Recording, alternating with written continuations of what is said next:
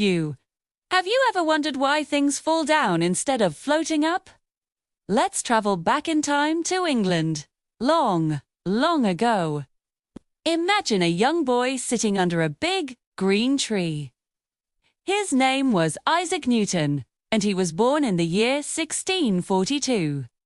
Isaac was a very curious boy. He loved to look at the world around him and ask questions about everything. He enjoyed math and doing little experiments to understand how things worked. One sunny afternoon, as he was sitting in his garden, he saw something simple but amazing. An apple fell from a branch and landed on the ground. Plop! Isaac looked at the apple and started to think, why did the apple fall down? Why not up or sideways? This simple question sparked a big idea in his mind. He imagined an invisible power, a special force that pulls everything toward the center of the earth. He decided to give this force a name. He called it gravity. This idea about gravity was just the beginning for Isaac. He spent many, many years studying it. He wrote down all his thoughts and discoveries in books. One of his most famous books is called Principia Mathematica. It sounds complicated, but it was full of amazing ideas about how things move. In this book, he shared his 3 laws of motion. Let's look at these laws.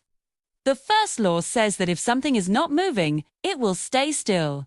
And if something is moving, it will keep moving in a straight line, unless another force stops it or changes its direction. Think about a ball on the grass. It won't move until you kick it. The second law is about force. It says that to move something heavy, you need more force than to move something light. Imagine pushing a small toy car versus pushing a real car. The real car needs a much bigger push. And the third law is really cool.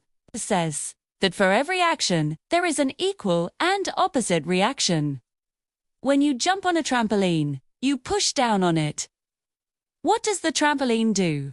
It pushes you back up into the air. That's the third law in action.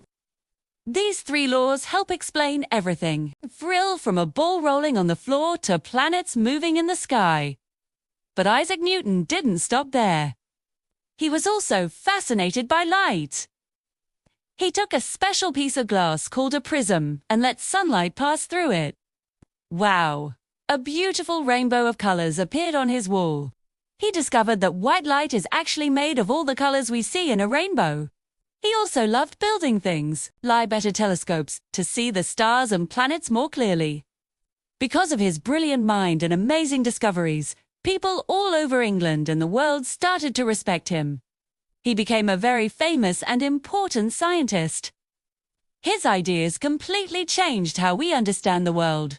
Gravity helps us understand why the moon orbits the Earth and why planets stay in their paths around the sun.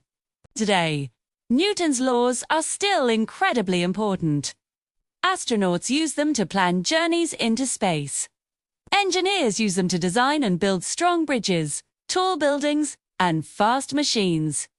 Isaac Newton showed us that the world follows rules, and if we are curious and observe carefully, we can understand them. Even though he was a genius, he worked very hard his whole life. He was always studying, writing, and experimenting.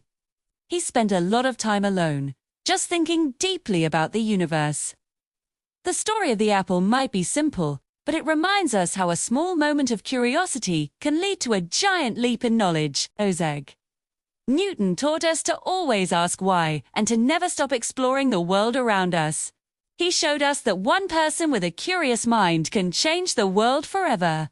His work continues to inspire scientists, students, and thinkers everywhere. Thank you for listening to the story of Isaac Newton. 2. I hope it inspires you to look at the world with curiosity. Don't forget to like and subscribe for more stories.